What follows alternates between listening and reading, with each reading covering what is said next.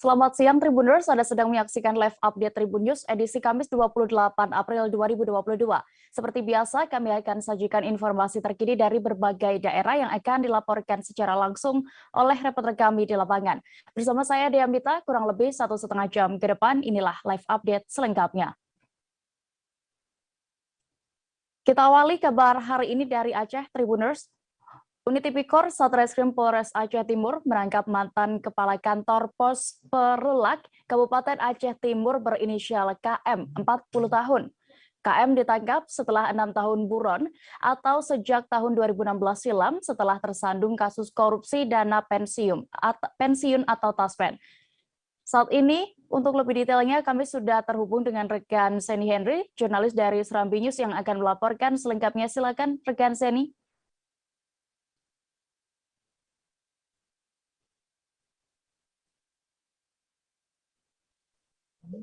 Selamat siang, Tribuners. Dapat kami laporkan bahwa unit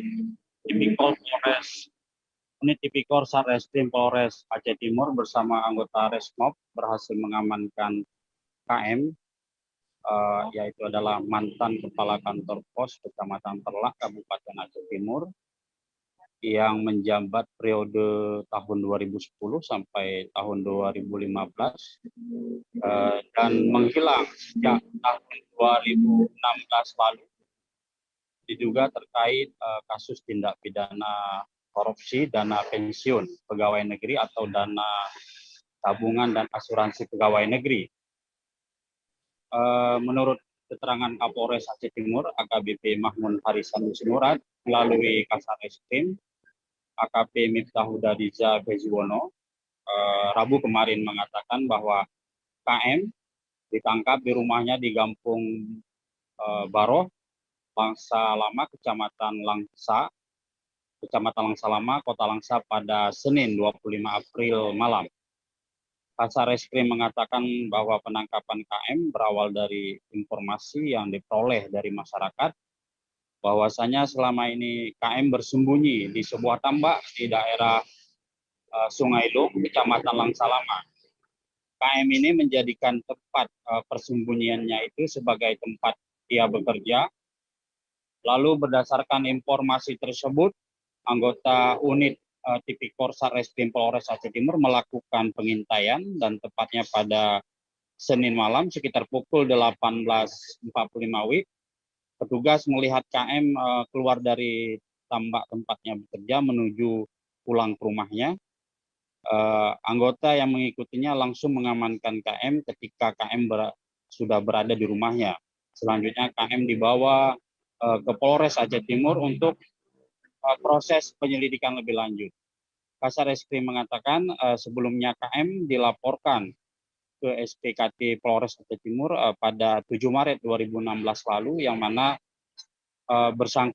yang bersangkutan tidak pernah hadir atas panggilan pihak Polres Aceh Timur, yang mana waktu itu statusnya sebagai saksi, dan semenjak itulah KM menghilang dari keberadaannya kurang lebih sekitar 6 tahun 1 bulan sejak Maret 2016 hingga terduga pelaku tindak pidana korupsi ini berhasil ditangkap Senin kemarin. Adapun kerugian keuangan negara akibat perbuatan KM berdasarkan hasil audit BPKP yaitu sekitar 785 juta. Demikian ya. Baik, terima kasih rekan Seni Henry melaporkan di Aceh. Selamat bertugas kembali. Kita beralih ke Jawa Tengah, Tribuners. Masyarakat Boyolali sempat dihebohkan dengan kabar seorang emak-emak yang menjadi korban begal pada Selasa 26 April malam lalu. Bahkan informasi itu disertai foto korban yang terbaring di fasilitas kesehatan. Namun setelah diselidiki lebih lanjut, ternyata emak-emak tersebut berbohong. Bagaimana kronologi kejadian ini? Akan dilaporkan rekan Triwidodo, reporter dari Tribun Solo yang saat ini sudah bergabung bersama kami. Silakan rekan dengan laporan Anda. Ya, dia dan Triwidodo dapat saya laporkan dari Boyolali, di mana ada seorang emak-emak yang berinisial N yang merupakan seorang pedagang sayur di pasar atau menceritakan bahwa dia menjadi korban begal pada kejadian itu, terus kemudian diselidiki oleh aparat dari Polsek Sekoko untuk mengetahui siapa pelaku dari pembegalan di emak-emak berinisial M yang merupakan warga Desa Meliwis, Kecamatan Sekoko tersebut.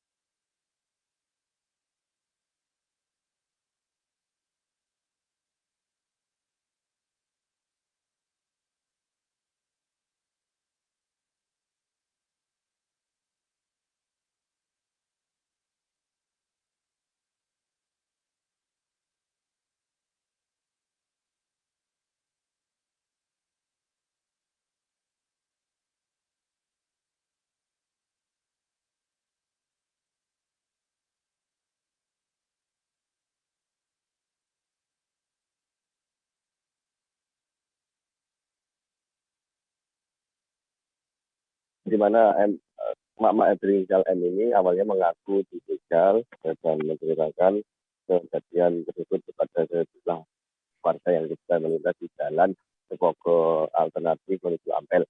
Kemudian emak-emak tersebut yang mengeluhkan dirinya sakit yang kemudian dibawa ke salah satu pusat kesehatan masyarakat yang ada di Kecamatan Sekoko.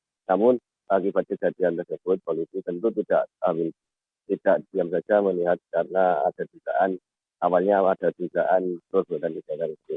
Namun setelah dilakukan penyelidikan, polisi tidak menemukan satupun alat bukti ataupun bukti petunjuk yang mengarah terhadap terjadinya tindak kriminal yang menimpa ibu-ibu berinisial M ini. Kemudian setelah dilakukan penyelidikan dan klarifikasi, si mak-mak ini akhirnya mengaku jika dirinya telah mengarang cerita dan cerita pembegalan itu adalah cerita dusta, sehingga mak-mak tersebut tidak dapat menunjukkan atau tidak dapat memberikan keterangan saksi yang jelas. Namun demikian, polisi saat ini masih berkoordinasi dengan Polres Boyolali terkait langkah hukum yang akan dilakukan terhadap mak-mak ini, karena mengingat akibat perbuatannya atau akibat cerita khayalannya ini telah membuat gaduh warga di Kecamatan Sekoko khususnya dan Boyolali pada umumnya. Begitu ya, terima kasih. Baik, terima kasih rekan Triwidodo untuk laporan Anda. Selamat kembali bertugas. Seorang pria warga desa Sumber Mulia, Kecamatan Lumbai Ulu, Kabupaten Muara Enim, Sumatera, nekat meruda paksa anak kandungnya. Parahnya, perbuatan bejat itu sudah dilakukan sejak putrinya duduk di bangku SD atau saat itu berusia 11 tahun hingga berusia 18 tahun. Selengkapnya akan dilaporkan rekan Ardani Zuhri, reporter dari Sriwijaya Post yang kini sudah terhubung bersama kami. Silakan dengan laporan Anda.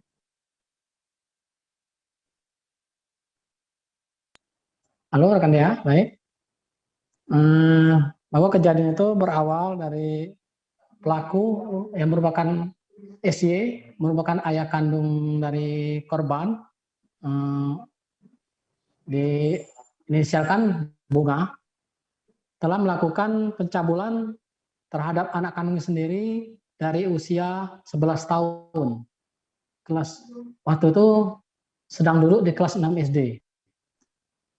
Hal itu tersebut dilakukannya karena sang istri menolak ketika ingin berhubungan, sehingga membuat tersangka hilaf ketika melihat kemolekan anaknya. Kemudian mulai sejak dari umur 11 tahun sampai SMA, hal tersebut terus dilakukannya di bawah ancaman. Setelah tamat SMA, akhirnya korban tidak tahan dan memberanikan diri mengadukan hal tersebut ke kepolisian. Dan setiap melakukan hubungan suami istri tersebut, tersangka selalu melihat istrinya tidak ada di rumah, sehingga dengan leluasa melakukan hubungan bejat tersebut. Setelah mengadukan ke polisi, akhirnya polisi melakukan pemeriksaan dan langsung menjemput tersangka yang berada di rumah tanpa perlawanan berarti. Dan dari pengakuan tersangka bahwa ia nekat melakukan hubungan suami istri tersebut karena memang faktor bahwa istrinya tidak mau berhubungan badan. Selain itu juga dia memang tergiur oleh kemuliaan putrinya, tubuh putrinya, sehingga ia nekat terus melakukan hubungan suami istri tersebut. Nah, atas perbuatan tersangka akan dikenakan pasal 81 Undang-Undang Nomor 17 Tahun 2016 tentang perubahan kedua Undang-Undang Nomor 23 Tahun 2023 tentang pelindungan anak dengan ancaman hukuman maksimal 15 tahun penjara ditambah sepertiga hukuman. Begitu dia. Baik, terima kasih rekan Ardani. Berikut Tribuners kami tampilkan keterangan dari Kanit PPA Polres Muara Enim, Ibda Rama, dan juga tersangka SY selengkapnya. Ya, jadi kejadian ini berlangsung lebih kurang hampir 7 tahun. Dari hasil pemeriksaan terhadap korban, rata-rata dalam seminggu itu korban bisa digauli sampai 2 kali. Tidak digauli kalau korban ini lagi haid, ya. Terus dari hasil pemeriksaan juga sampai si anak ini pernah sampai pendarahan. Jadi kejadian yang pertama sekali itu si anak ini belum haid, ya, belum haid. Sampai ke si anak ini haid, ya, sampai ke dewasa malah kejadiannya. Sampai hamil tak, Pak? Hamil enggak pernah hamil karena dari hasil pemeriksaan kemarin itu selalu dia pakai kondom, pakai kontrasepsi. Jadi berarti sudah dipersiapkan.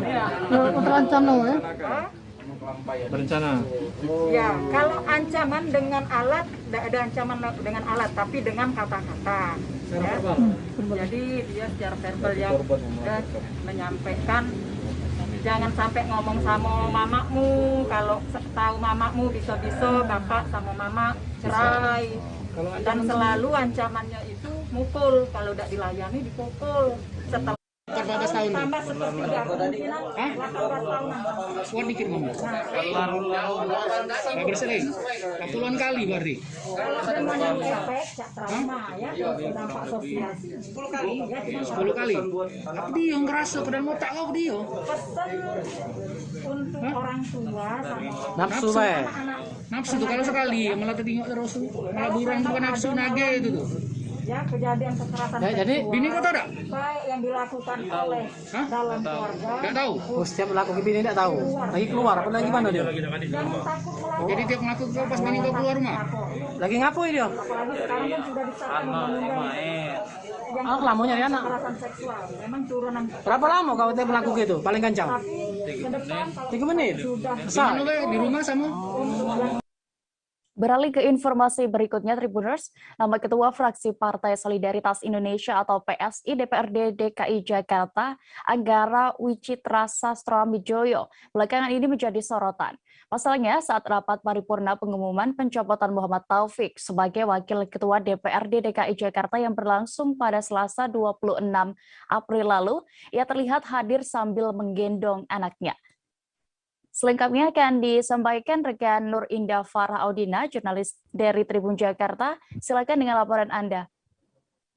Baik, Dea dan rekan Tribuners, bisa saya sampaikan bahwa pada Selasa kemarin ada pemandangan yang berbeda saat rapat paripurna pengumuman pencopotan Wakil Ketua DPRD DKI Jakarta Muhammad Taufik, di mana saat itu Ketua Fraksi PSI DPRD DKI Jakarta, Anggara Wicitra, membawa anak pertamanya yang masih berusia 7 bulan dan bernama Karna Rajasa, di mana Anggara terlihat membawa sang anak hingga masuk ke dalam ruang rapat paripurna, di mana sang anak terlihat tidak rewel dan tertidur lelap di pangkuan Anggara atau biasa disapa Ara. Kemudian ketika ditanyai awak media, Anggara mengatakan bahwa ia memang berkomitmen bersama istrinya, Veranda, untuk tidak menggunakan jasa pengasuh, dan kebetulan di hari Selasa kemarin sang istri harus mengantar ibunda untuk melakukan pemeriksaan rutin di rumah sakit lantaran penyakit tulang yang diidap oleh ibunda Veranda atau berstatus mertua dari Anggara. Kemudian lantaran jadwal tersebut tidak bisa diundur atau diubah, sehingga Anggara membawa anak pertamanya yang bernama Karna Rajasa ke ruang rapat paripurna pengumuman pencopotan tersebut. Selain itu, saat ditanyai oleh tim Tribun Jakarta, Anggara mengatakan bahwa ia sempat berpikir di hari tersebut rapat akan berlangsung lebih lama dari waktu yang seharusnya dimulai pukul 10 lantaran satu umuman ada syarat dalam rapat yakni harus quorum atau 50% plus 1. Namun ternyata peserta rapat atau anggota legislatif Dewan Kebun Sirih atau DPRD DKI Jakarta quorum lebih awal sehingga rapat dimulai pukul 11. Sehingga mau tak mau ia membawa si kecil ke dalam ruang rapat dan beruntungnya Anggara mengatakan bahwa anaknya tidak rewel dan memang gampang beradaptasi dengan orang banyak dan dia tidak takut dengan adanya orang baru. Sehingga sosok Anggara ini menjadi perhatian lain selain berlangsungnya rapat paripurna pengumuman pencopotan Wakil Ketua DPRD DKI Jakarta Muhammad Taufik. Seperti itu deh. Baik, terima kasih rekan Indah untuk laporan Anda. Selamat bertugas kembali. Kita beralih ke Bangka Tribuners. Sejumlah anggota Direktorat Reserse Kriminal Khusus Polda Kepulauan Bangka Belitung menjadi korban penganiayaan. Tindak kekerasan dilakukan oleh orang tak dikenal di SPBU Desa Namang, Kabupaten Bangka Tengah. Selengkapnya terkait kronologi ini akan dilaporkan rekan Joni Kurniawan, reporter dari Bangka Pos yang kini sudah bergabung bersama kami. Silakan rekan Joni. Ya, terima kasih rekan Dea. Dapat kami sampaikan bahwasanya beredar informasi sebelumnya mengenai adanya penganiayaan terhadap anggota kepolisian khususnya di Direktorat Reserse Kriminal Khusus Polda Kepulauan Bangka Belitung di sebuah SPBU di Kabupaten Bangka Tengah, Provinsi Kepulauan Bangka Belitung.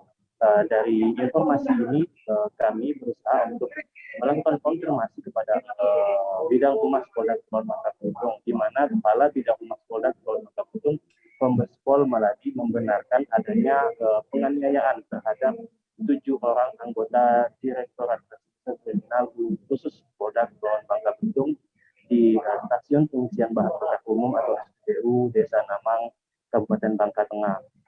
Penganiayaan ini terjadi pada Senin 25 April 2022 malam lalu, di mana SPBU ini dalam keadaan gelap karena minimnya pencahayaan di kawasan SPBU.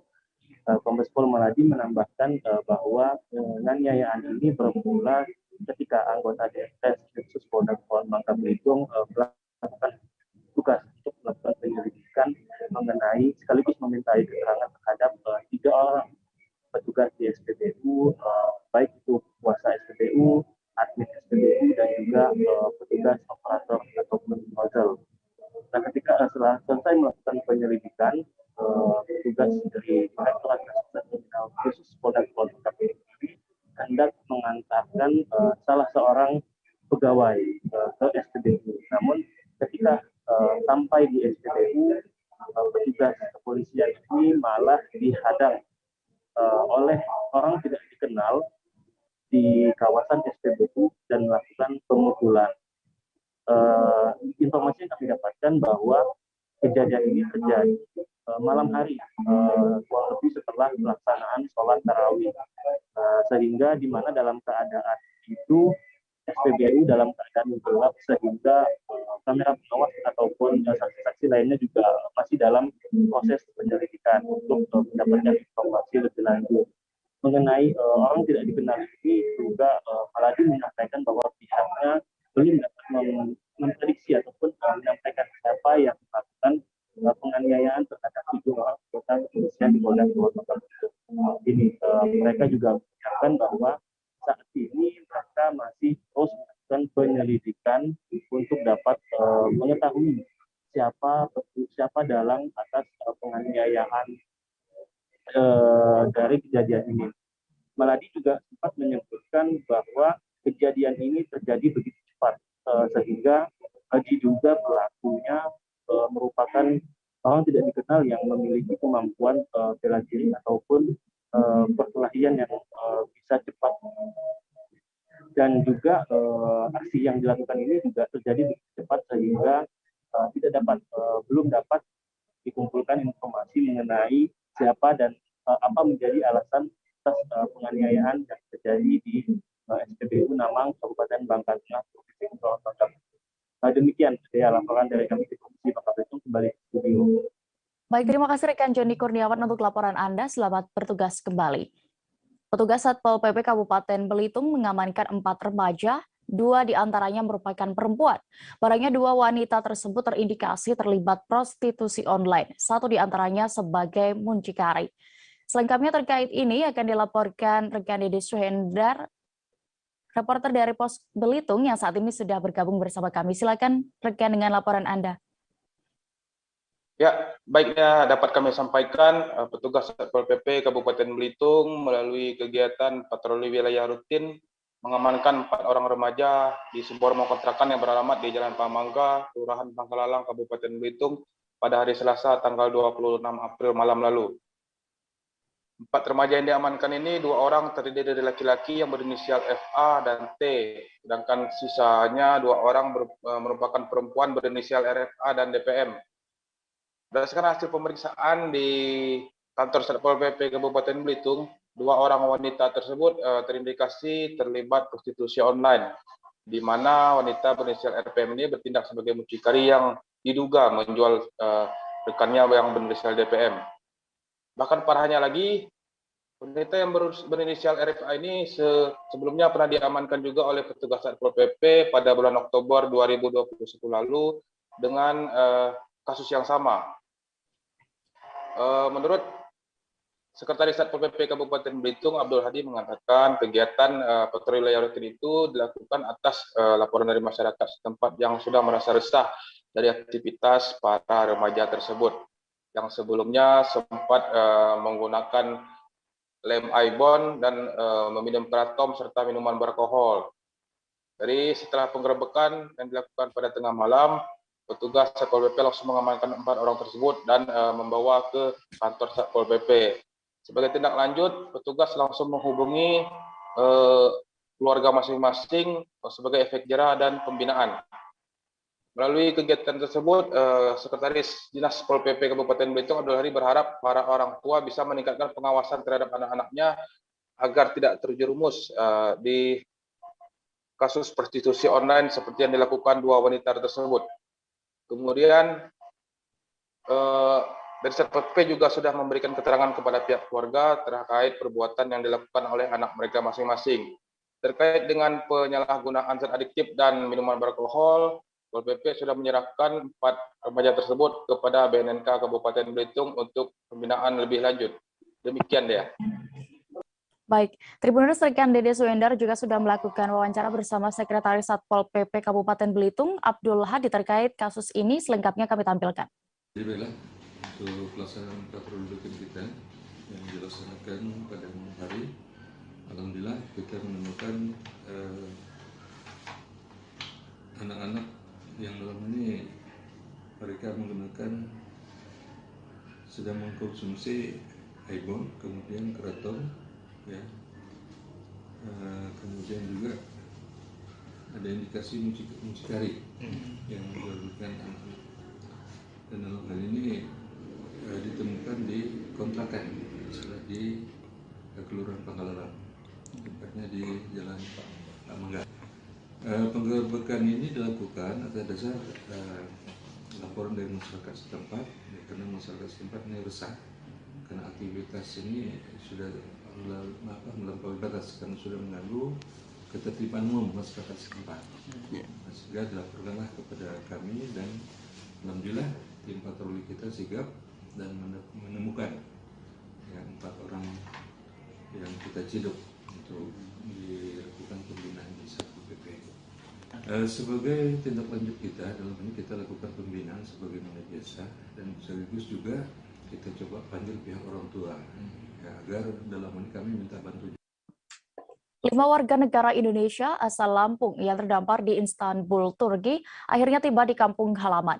Informasi yang diterima sebelumnya mereka dijanjikan bekerja di Polandia namun terdampar di Turki.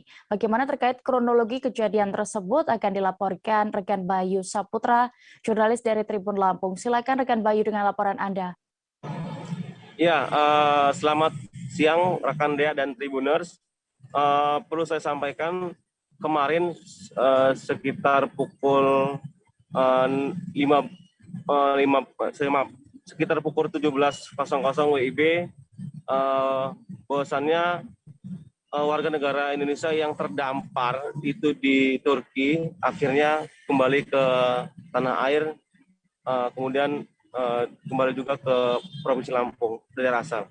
Nah, perlu saya sampaikan bahwasannya mereka melalui perwakilannya Bapak Muhammad Ikhwanul Muslimin mengatakan mereka sangat senang dan sangat terharu atas kepulangan mereka ke tanah air.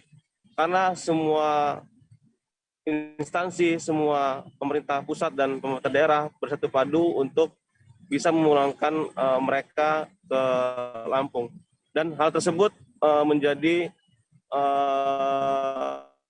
kebanggaan bagi dia sendiri, bahwasannya pemerintah itu hadir di dalam proses kepulangan mereka tersebut. Nah, perlu disampaikan juga oleh Kepala BP2MI Provinsi Lampung, Bapak Ahmad Salabi, mengatakan bahwasannya ini merupakan upaya kerja dari tim dari rekan-rekan di BP2MI baik pusat maupun di daerah untuk bisa memulangkan para WNI tersebut.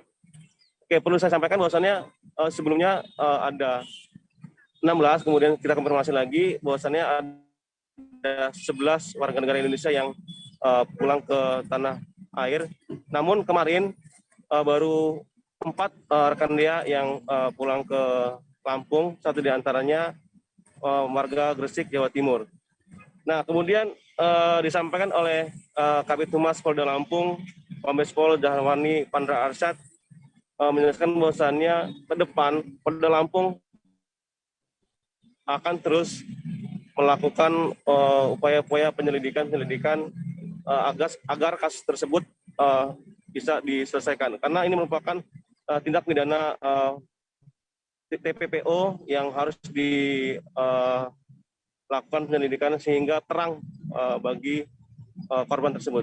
Begitu rekan Dea dan Tribuners. Baik, terima kasih rekan Bayu melaporkan dari Provinsi Lampung. Selamat bertugas kembali. Keluarga besar masyarakat adat yang mendiami rumah Betang Ensaid di Kecamatan Kelam Permain, Sintang, Kalimantan Barat berduka. Tetua sekaligus tokoh adat meninggal dunia menjadi korban kecelakaan lalu lintas. Selengkapnya terkait insiden ini akan dilaporkan reporter dari Tribun Pontianak. Saat ini kami sudah terhubung dengan rekan Agus Pujianto di sana. Silakan dengan informasi Anda. Anda berada bahwa masyarakat adat yang tinggal di rumah Betang Ensaid Panjang, Kecamatan Kelam Permai, Kabupaten Sintang, Kalimantan Barat, tengah berduka. Hermanus Bintang, sesepuh adat yang juga tetua adatnya meninggal dunia akibat kecelakaan yang terjadi pada hari Selasa pagi lalu. Hermanus Bintang itu terserempet oleh truk saat melintas bersamaan pada Selasa pagi. Truk yang menyerempet tidak bertanggung jawab, dia langsung kabur, melarikan diri, namun berhasil ditangkap oleh pihak kepolisian pada saat di hari yang sama pada Selasa sore. Belum saat ini sopir berinisial MS tersebut masih diperiksa oleh Satlantas Polres Sintang dan belum ditetapkan sebagai tersangka. Sementara jenazah Hermanus Bintang, tokoh adat di rumah Betang Ensaid Panjang, sudah dimakamkan pada hari Rabu kemarin. Ya, demikian. Baik, terima kasih rekan Agus Pujianto melaporkan di Kalimantan Barat. Selamat bertugas kembali. Kita beralih kembali ke Lampung, Tribuners. Polres Lampung Utara menetapkan 3 pejabat pemerintah kabupaten setempat sebagai tersangka tindak pidana korupsi. Ketiganya merupakan pejabat di Dinas Pemberdayaan Masyarakat Desa atau PMD. Korupsi itu sendiri terkait kegiatan bimbingan teknis kepala desa terpilih se-Kabupaten Lampung Utara tahun 2022. Selengkapnya akan disampaikan rekan Anung Bayuwardi, jurnalis dari Tribun Lampung yang saat ini sudah bergabung bersama kami. Silakan rekan Anung. Ya, rekan Dea dan Tribuners, dapat dijelaskan bahwa Polres Lampung Utara mengamankan 3 orang, 2 diantaranya pejabat utama di Kabupaten Lampung Utara, yakni berdinas di Dinas Pemerintahan Desa Kabupaten Lampung Utara. IAS selaku Kabid Pemerintahan Desa dan NG selaku Kasubit Pemerintahan Desa. Keduanya diamankan setelah tertangkap tangan oleh Polres setempat ketika dugaan meminta uang kepada sejumlah kepala desa atas bimbingan teknis untuk kepala desa terpilih tahun 2022 ini. Namun ketika sebelumnya ditangkap, mereka juga lebih dahulu membocorkan bahwa ada pelaksana kegiatan atau panitianya ditangkap lebih dahulu di Bekasi, yakni berinisial NF. Ketiganya diamankan Polres Lampung Utara di tempat terpisah, serta diamankan barang bukti berupa uang 36 juta, rekening buku tabungan atas nama NG, serta barang bukti lainnya. Saat ini proses penyelidikan dan penyidikan masih berlangsung atas kasus dugaan korupsi BIMTEK tersebut di Polres Lampung Utara. Rekan Dea. Baik, terima kasih rekan Anung untuk laporan Anda di Lampung. Selamat bertugas kembali. Tribuners, kami masih akan menyajikan informasi terpilih lainnya hanya di live update seusai jeda berikut. Bentar lagi Lebaran. Siapa nih yang udah siap-siap mudik Lebaran? Nggak cuma pakai transportasi umum aja. Sebagian dari pemudik biasanya memilih mobil pribadi untuk menemani perjalanan ke kampung halaman. Tentunya, mudik dengan mobil pribadi membutuhkan berbagai persiapan yang ekstra ya, agar perjalanan mudik bisa aman, nyaman, dan selamat sampai tujuan.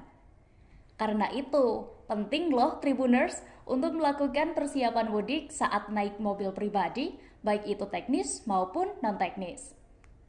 Pertama, pastikan kondisi mobil dalam keadaan baik. Sebelum menggunakan mobil pribadi untuk mudik Lebaran, cek dulu kesiapan mobil Anda apakah cukup baik untuk menempuh perjalanan jauh. 5 aspek ini penting loh buat kamu cek. Di antaranya adalah lampu, ban, suspensi, serta cairan pada mesin seperti oli, air radiator, air aki, minyak rem, dan lainnya. Pemudik juga perlu mengecek fitur keamanan pada mobil masing-masing berfungsi dengan baik. Fitur keamanan pada mobil tersebut antara lain airbag, alat pendeteksi titik buta atau blind spot detector, sabuk pengaman atau seatbelt, dan lainnya. Kedua, persiapkan jadwal perjalanan. Jadwal perjalanan berfungsi untuk membuat perjalanan mudik Anda lebih tertata. Jadwal perjalanan bisa meliputi rencana titik pemberhentian untuk beristirahat selama perjalanan. Ketiga, jangan lupa beristirahat. Kelelahan menjadi faktor utama penyebab kecelakaan saat mudik Lebaran. Karena itu, jangan memaksakan diri tetap mengemudi ketika rasa lelah datang. Istirahatlah sekira 10 menit hingga 30 menit dan lakukan penyegaran otot, otak, dan syaraf. Pilih lokasi istirahat yang nyaman serta tidak mengganggu pemudik lainnya seperti di rest area. Keempat, tidak membawa barang berlebihan. Meski rasanya saat Lebaran ingin membawa banyak makanan atau hadiah Lebaran untuk keluarga, namun muatan yang berlebihan sangat berbahaya loh Tribuners. Dari segi keamanan, membawa barang hingga melebihi muatan kendaraan berisiko bagi keamanan berkendara. Salah satu hal yang paling dihindari saat mudik Lebaran adalah kemacetan. Apalagi kalau Tribuners menggunakan kendaraan pribadi. Untuk itu, ada beberapa imbauan yang bisa dilakukan pemudik untuk menghindari kemacetan selama mudik Lebaran. Tips dan trik ini berdasarkan penuturan akademisi di bidang kemasyarakatan masyarakat transportasi. Trik pertama yang harus diikuti adalah pemilihan dan waktu perjalanan. Pemudik diimbau untuk menghindari perjalanan di waktu favorit, seperti sehabis waktu sahur atau berbuka puasa. Penting juga untuk mengecek waktu dan rute pemberlakuan rekayasa lalu lintas dari pihak kepolisian. Pemudik juga harus selalu memperbaharui informasi lalin, contohnya melalui kanal resmi Jasa Marga seperti aplikasi Trevoy, Twitter, call center 14080.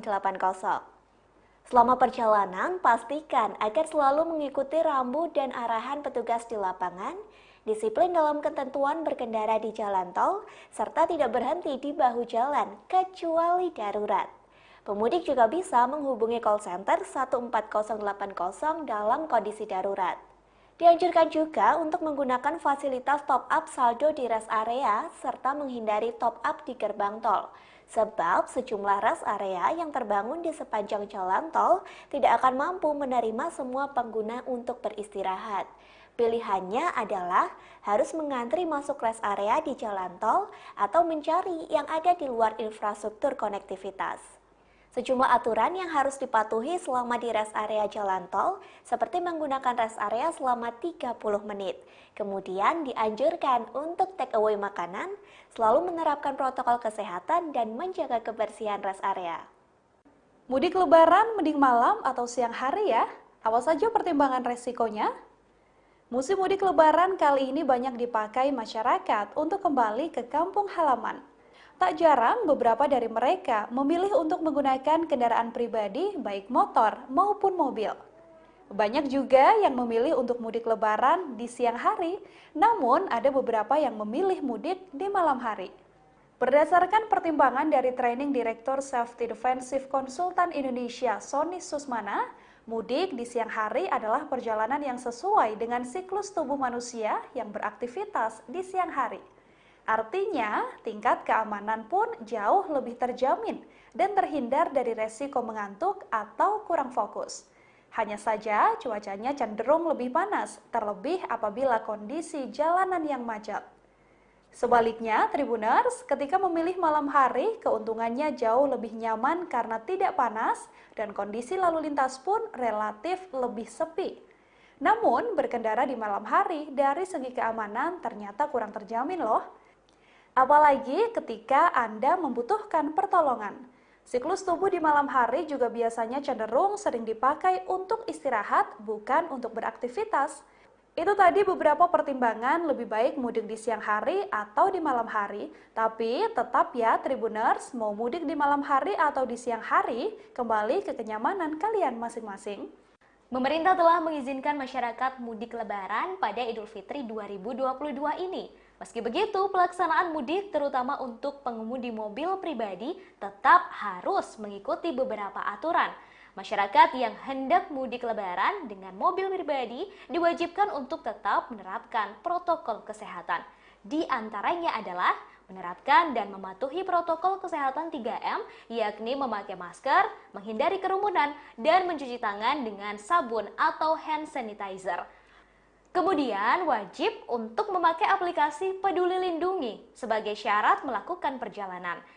Tak hanya itu, aturan terkait status vaksinasi juga harus dipenuhi bagi pemudik dengan mobil pribadi. Di antaranya, bagi pelaku perjalanan yang sudah mendapatkan vaksinasi dosis 3 atau booster, tidak lagi wajib menunjukkan hasil negatif PCR ataupun antigen. Pelaku perjalanan yang sudah mendapat vaksin dosis kedua, wajib menunjukkan hasil negatif antigen yang sampelnya diambil dalam kurun waktu 1 kali 24 jam atau hasil negatif PCR dalam kurun waktu 3 kali 24 jam sebelum berangkat sebagai syarat perjalanan. Pelaku perjalanan yang sudah divaksin dosis pertama juga wajib menunjukkan hasil negatif PCR yang sampelnya diambil dalam kurun waktu 3 kali 24 jam sebelum berangkat. Untuk pelaku perjalanan dengan kondisi kesehatan khusus atau memiliki komorbid, wajib menunjukkan hasil negatif tes PCR yang sampelnya diambil dalam kurun waktu maksimal 3 kali 24 jam sebelum berangkat. Ia juga wajib melampirkan surat keterangan dokter atau rumah sakit yang menyatakan belum atau tidak bisa ikut vaksinasi. Pelaku perjalanan yang usianya di bawah 6 tahun dikecualikan soal ketentuan vaksinasi dan juga tak wajib hasil negatif PCR ataupun antigen. Nah, itu tadi beberapa syarat mudik bagi pengendara mobil pribadi. Selamat mudik dan hati-hati di jalan. Kembali di live update Tribun News, kita menuju informasi berikutnya. Jembatan baru di Jalan Lintas Timur di Kabupaten Pelalawan Riau selesai dibangun. Jembatan ini pun kini dipastikan bisa dilewati oleh pemudik. Diaktifkannya jembatan baru ini diinginkan untuk bisa memperlancar arus transportasi dari Sorek menuju Pangkalan Kerinci ataupun sebaliknya. Terkait pantauan di sana terkini akan dilaporkan rekan Johannes Tanjung, reporter dari Tribun Pekanbaru yang sudah bergabung bersama kami. Silakan dengan informasi Anda. Baik, terima kasih rekan Dea. Selamat siang Tribuners dimanapun Anda berada. Dapat kami informasikan bahwasanya di Jalan Lintas Timur, khususnya di Kabupaten Pelalawan, ada jembatan baru yang baru selesai dibangun dan sudah dioperasikan beberapa minggu terakhir. Jembatan ini dibangun oleh Kementerian PUPR sejak tahun 2020 dan baru selesai 1 bulan yang lalu, dan memang Kementerian PUPR langsung mengoperasikan jembatan ini dan bisa dilewati oleh pemudik yang akan mudik dan juga masyarakat yang beraktivitas. Dan seperti diketahui, Jalan Lintas Timur merupakan jalan nasional yang dilewati berbagai kendaraan, khususnya yang kendaraan mengarah dari Kecamatan Pangkalan Kuras atau Sorek mengarah ke Kecamatan Pangkalan Kerinci. Jembatan ini menjadi pelengkap untuk sarana dan prasarana jalan tentunya di Jalan Lintas Timur karena menambah satu lagi jembatan yang menyeberangi Sungai Kampar, tepatnya di Kecamatan Pangkalan Kerinci. Seperti diketahui selama ini hanya satu jembatan yang menghubungkan Jalan Lintas Timur di sepanjang Kabupaten Pelalawan. Satu jembatan itu juga sudah berusia belasan tahun dan selalu terjadi kemacetan di dalam jembatan ketika mobil-mobil besar atau truk pengangkut muatan besar nyangkut di tengah jembatan, alhasil menyebabkan kemacetan panjang dan antrian panjang di dalam jembatan. Nah, dengan adanya jembatan baru ini tentunya tidak ada lagi mobil yang bersangkutan atau mobil yang saling berlainan arah yang melewat, karena kendaraan dari arah Sorek ataupun dari arah Pangkalan Kuras atau Ukui mengarah ke Pangkalan Kerinci melewati jembatan baru. Sedangkan dari sebaliknya dari Pangkalan Kerinci ke arah Sorek melewati jembatan lama. Masyarakat tentunya sangat antusias dan sangat gembira dengan hadirnya jembatan baru yang sudah 2 tahun dibangun ini, karena mengurangi kemacetan dan juga memperlancar jalan lalu lintas di Kabupaten Pelalawan, khususnya saat ini sudah mulai mudik, karena berdasarkan pantauan kami, berbagai kendaraan sudah mulai melintas dari Kabupaten Pelalawan, khususnya Kota Pangkalan Kerinci, bahkan kebanyakan kendaraan yang melintas merupakan plat non-BM atau plat yang bukan dari Riau, artinya kebanyakan dari plat dari Jakarta. Masyarakat berharap juga bahwasanya dengan adanya jembatan ini dapat memperlancar arus transportasi, khususnya pengangkutan barang-barang ataupun hasil-hasil panen milik masyarakat untuk dibawa ke pasar. Sampai saat ini Polres Pelalawan juga telah mendirikan 4 pos pengamanan dan 1 pos pelayanan. Adapun pos pelayanan untuk operasi ketupat yang didirikan Polres Pelalawan ada di Kecamatan Ukui, ada di Kecamatan Pangkalan Kerinci, dan ada di Kecamatan Bandar Sekirjang. Sedangkan pos pelayanan yang dibangun ada di pusat kota Pangkalan Kerinci. Demikian informasi kami bersama saya Johannes Tanjung, jurnalis tribunpekanbaru.com yang bertugas di Kabupaten Pelalawan. Kembali ke studio rekan Dea. Baik, terima kasih rekan Johannes Tanjung untuk laporan Anda. Selamat bertugas kembali. Kita beralih ke Nusa Tenggara Barat Tribuners. Seorang ibu di Mataram dilaporkan oleh anak kandungnya sendiri karena mencuri HP miliknya. Kasus ini pun mengungkap dan ternyata ibu itu diperkerjakan layaknya pembantu dan tak diberi uang oleh sang anak. Selengkapnya akan dilaporkan rekan Laila Tuniam, jurnalis dari Tribun Lombok yang saat ini sudah bergabung bersama kami. Silakan dengan informasi Anda.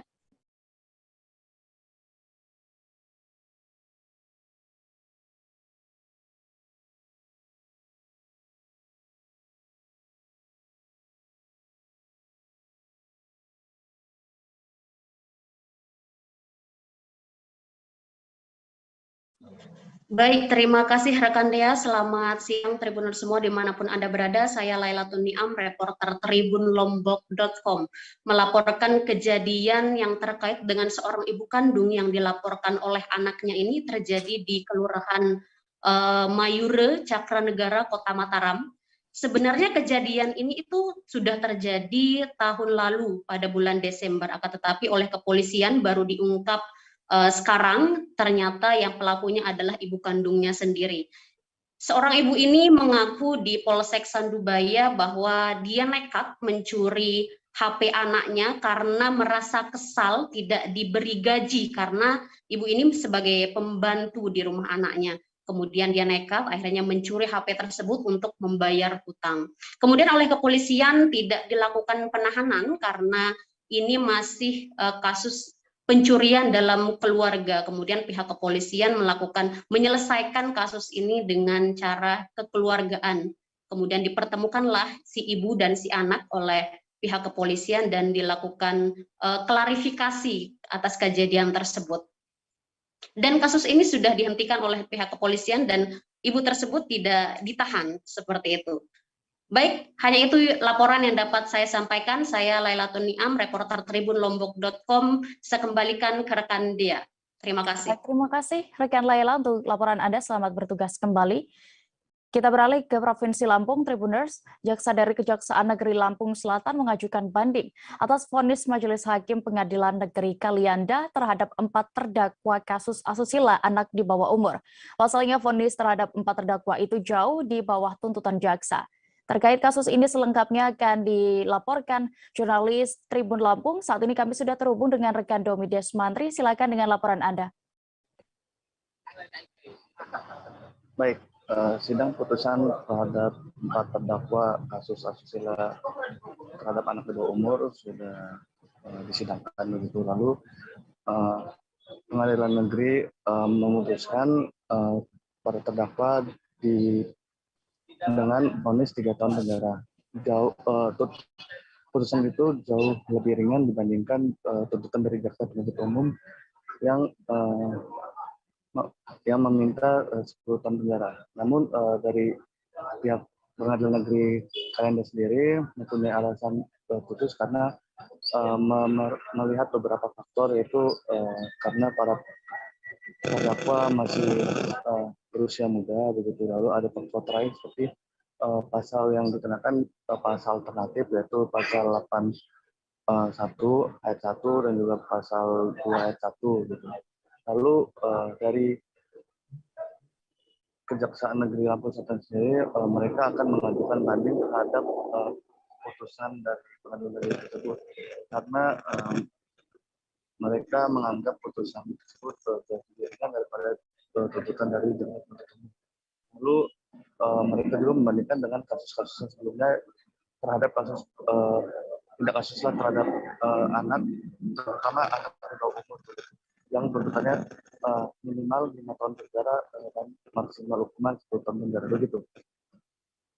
Baik, terima kasih rekan Domi untuk laporan Anda di Lampung. Selamat bertugas kembali. Kita beralih ke Sumatera Selatan, Tribuners.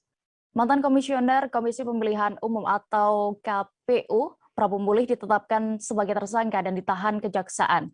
Tersangka ini terlibat kasus dugaan suap terkait pengaturan suara pada pemilihan legislatif tahun 2019 lalu. Selengkapnya akan dilaporkan rekan Edison, reporter dari Tribun Sumsel yang saat ini sudah bergabung bersama kami.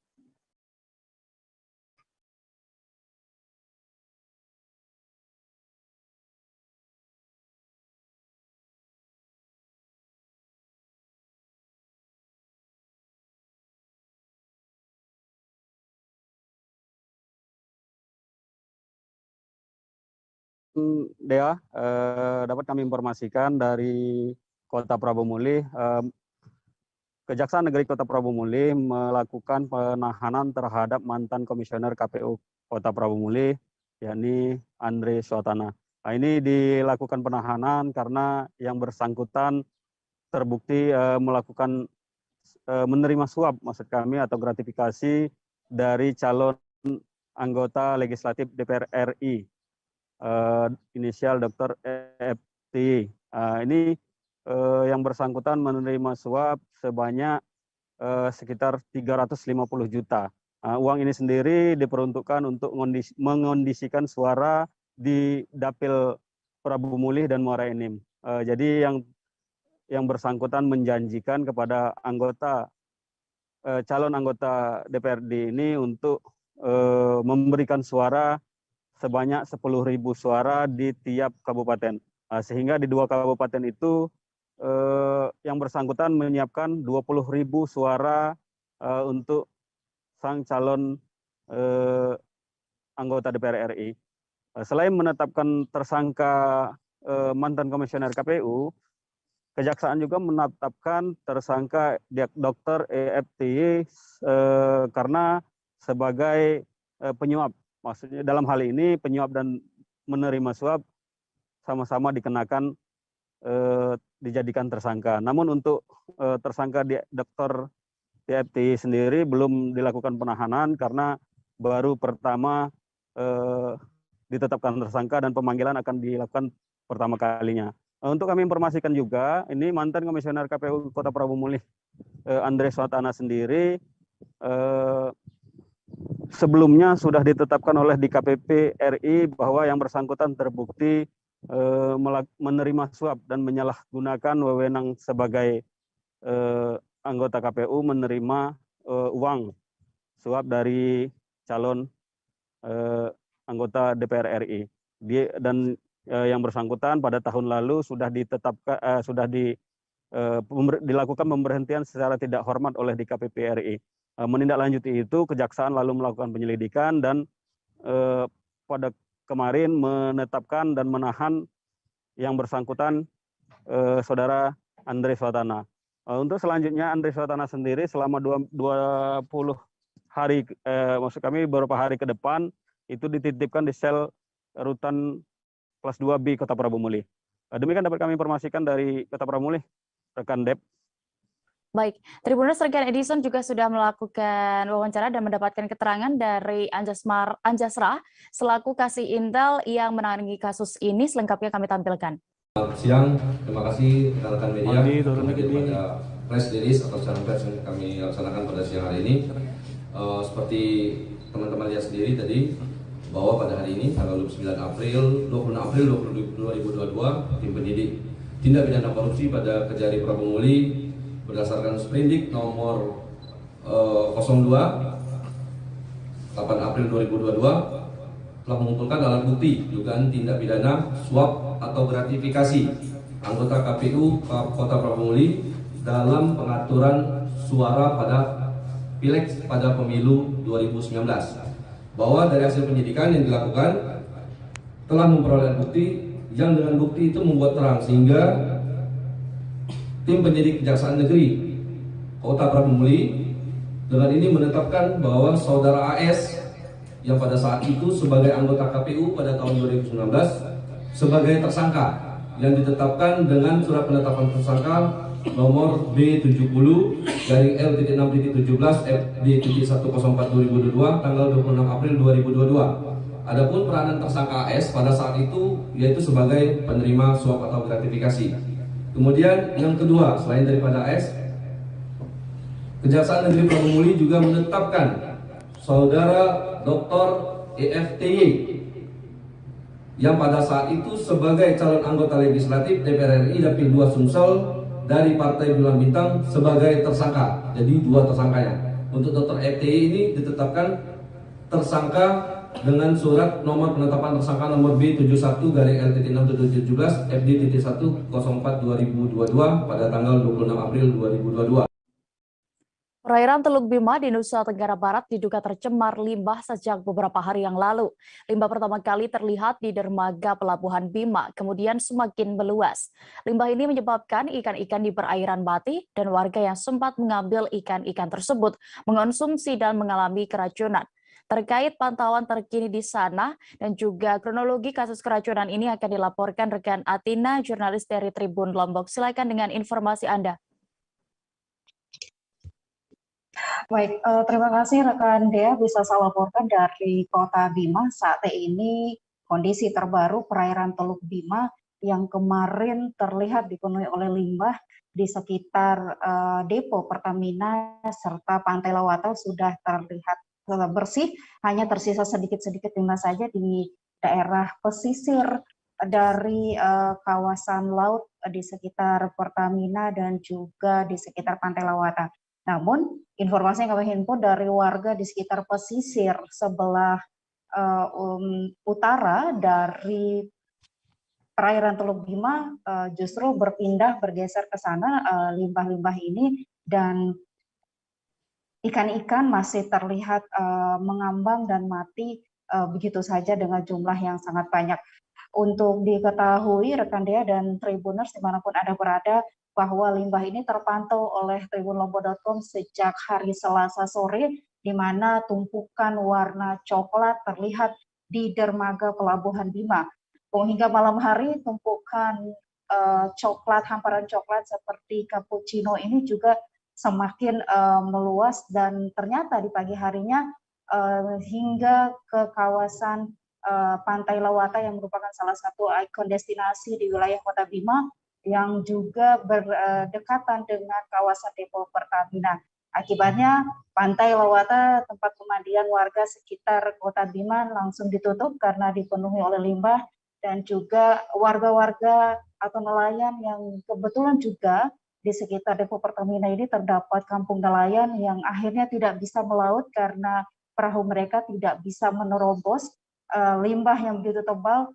Pantauan langsung kami kemarin menggunakan speedboat bersama pihak Dinas Pariwisata Kota Bima, ketinggian limbah atau ketebalan limbah yang di bagian dalam perairan mencapai 5 cm, dan ini membuat ikan-ikan di sekitar perairan Teluk Bima mati. Bahkan untuk wilayah Kabupaten Bima yang berada di pesisir utara, sejumlah warga berebutan untuk mengumpulkan ikan-ikan, terutama ikan pari yang banyak sekali mati dan ke pinggir ada pesisir, dan ini dikumpulkan warga kemudian dikonsumsi. Namun pada malam harinya sejumlah warga, setidaknya ada belasan warga di Desa Kananta, kemudian Desa Bajo, ini dilaporkan keracunan dengan gejala sakit kepala, pusing-pusing, dan ada satu orang yang dilarikan ke PKM setempat karena mengalami muntah-muntah hingga malam hari.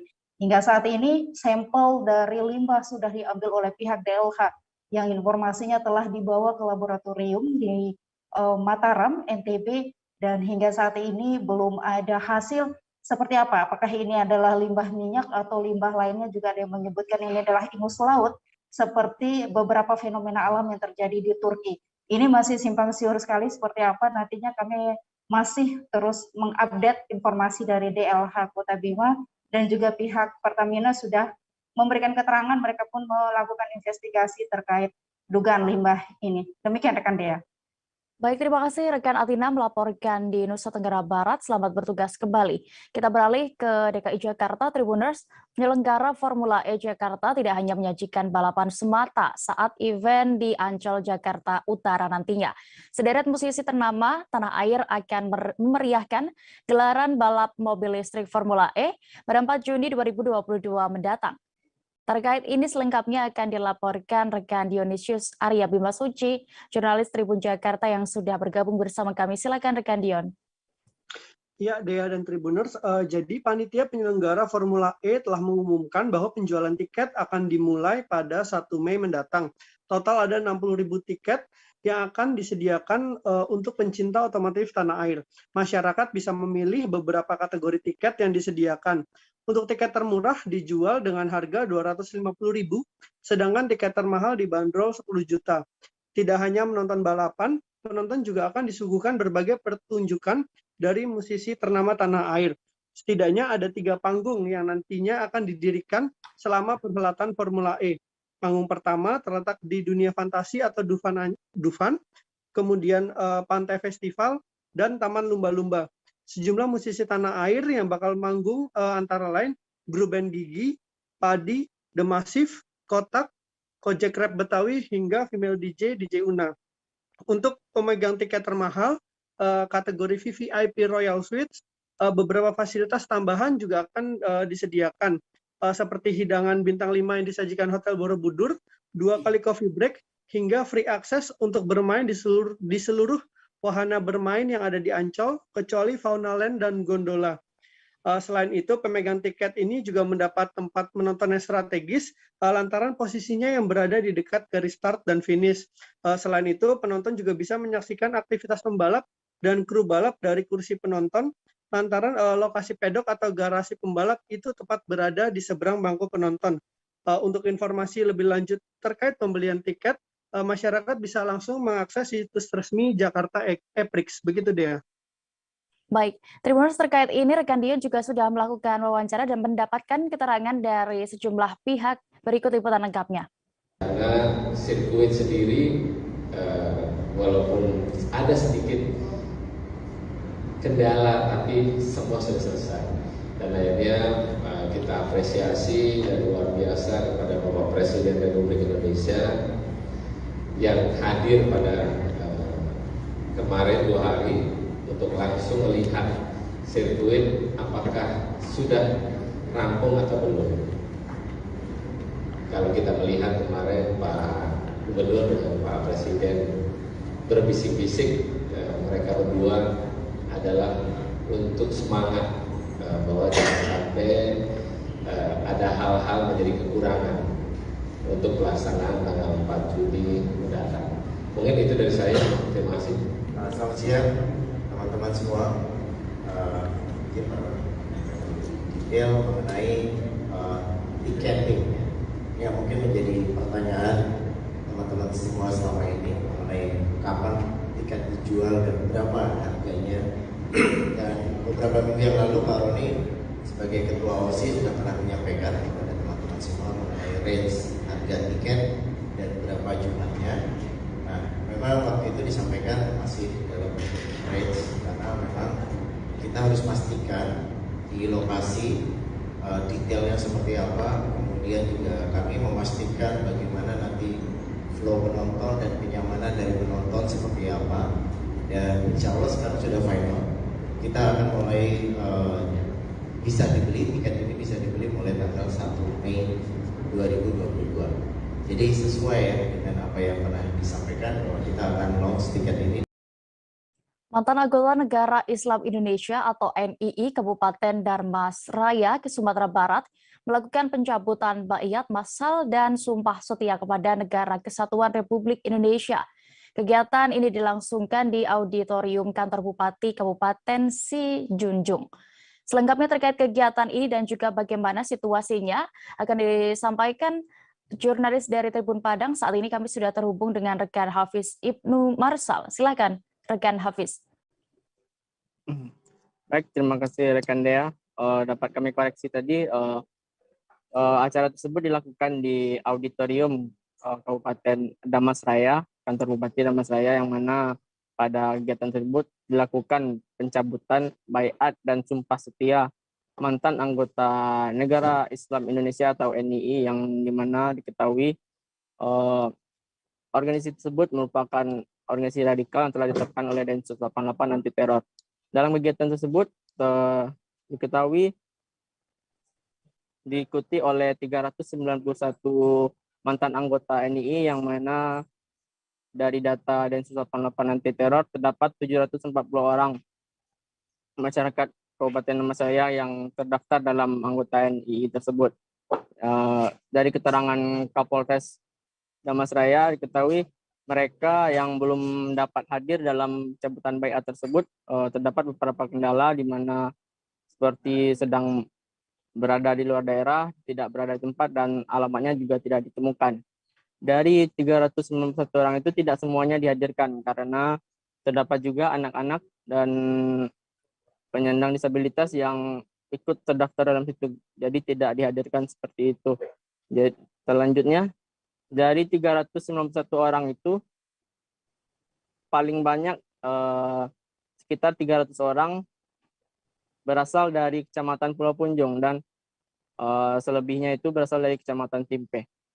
Dan Kapolda Sumatera Barat Irjen Pol Teddy Minasaputra menyampaikan bahwa menghimbau bagi masyarakat yang terdaftar namanya dan sudah terdata sebagai anggota NII harus segera melakukan baiat dan pencabutan baiat tersebut dan melakukan sumpah setia kepada NKRI paling lambat itu pada tanggal 20 Mei dalam momen Hari Kebangkitan Nasional. Jika tidak melakukan hal pencabutan baiat tersebut, maka Polda Sumbar akan melakukan penegakan hukum sekeras-kerasnya. Begitu yang disampaikan oleh Kapolda Sumbar. Selain itu, pencabutan baiat dan sumpah setia tersebut ditandai dengan penandatangannya surat pencabutan baiat dan penyampaian 4 sumpah dari mantan anggota tersebut. Dan di penandatangan itu diwakilkan oleh 4 wali negari yang berada di daerah penyebaran NII tersebut. Seperti itu, rekan Dea. Baik, terima kasih rekan Hafiz untuk laporan Anda. Selamat bertugas kembali. Kita beralih ke informasi berikutnya. Bupati Belitung Sahandi Saleh sempat mendatangi SPBU yang berada di Jalan Gegedek pada Rabu 27 April kemarin. Bupati datang bersama Sekretaris Daerah Kabupaten Belitung, Hendra Jaya, juga Forkopimda untuk melihat langsung situasi di SPBU. Tampak antrean panjang masyarakat yang mengantri bahan bakar minyak di sana.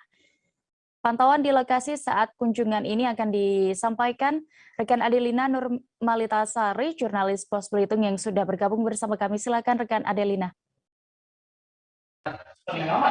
Baik rekan Dea dan Tribuners, kondisi kesulitan BBM di Belitung ini sudah memang terjadi sekitar 3 pekan terakhir. Antrian panjang masyarakat yang mengantri bahan bakar pun terlihat di SPBU. Bahan bakar minyak eceran yang dijual di kios pun jarang sekali ditemukan, kalaupun ada harganya jauh di atas harga yang ditetapkan. Misalnya pertalit yang di SPBU dijual Rp7.650, di eceran harganya bisa mencapai Rp13.000 sampai Rp14.000 per liternya. Sedangkan harga Pertamax di SPBU dijual Rp12.750, di eceran bisa berkisar antara Rp16.000 sampai Rp17.000 per liternya. Kondisi ini tentunya banyak dikeluhkan masyarakat, apalagi kondisi ini semakin diperparah karena kekhawatiran masyarakat akan kesulitan BBM saat Lebaran. Terkait hal tersebut, Bupati Belitung Sahandi Saleh bersama pejabat daerah memantau salah satu SPBU di Tanjung Pandan untuk melihat seperti apa situasi di sana, dan memang ditemukan banyak sekali masyarakat yang mengantri untuk mendapatkan bahan bakar minyak ini. Dan ditemui selepas pemantauan, Bupati Belitung Sahandi Saleh mengatakan pihaknya sudah mengupayakan adanya penambahan kuota BBM dengan berkoordinasi melalui anak perusahaan PT Pertamina. Namun rencana penambahan tersebut belum terrealisasi, mulai karena alasan pertalit sebagai bahan bakar penugasan, juga adanya kendala transportasi untuk penambahan pasokan BBM karena BBM dari Belitung ini dipasok dari Palembang. Juga adanya kesulitan kapal berukuran besar untuk masuk karena terjadinya pendangkalan laut. Menurut Bupati Belitung juga pasokan BBM di Belitung ini untuk sekali kapal tongkang masuk itu memuat 1.500 ton. Dan jika melihat kebutuhan sebenarnya itu hanya cukup untuk 2 hari karena dalam 1 hari kebutuhan BBM di Belitung mencapai 550 ton. Apalagi setelah pandemi mulai terkendali, mobilitas masyarakat bertambah, aktivitas pariwisata seperti rental mobil dan juga bis wisata kembali beroperasi. Selain itu, sebagai daerah dengan hasil alam tambang timah, BBM ini juga digunakan penambang untuk bahan bakar mesin tambang yang BBM ini mereka beli dari pengerit. Kebutuhan-kebutuhan inilah yang kemudian memicu sulitnya mendapat BBM karena tingginya kebutuhan, sedangkan pasokan yang masih itu-itu saja dan belum ada penambahan dari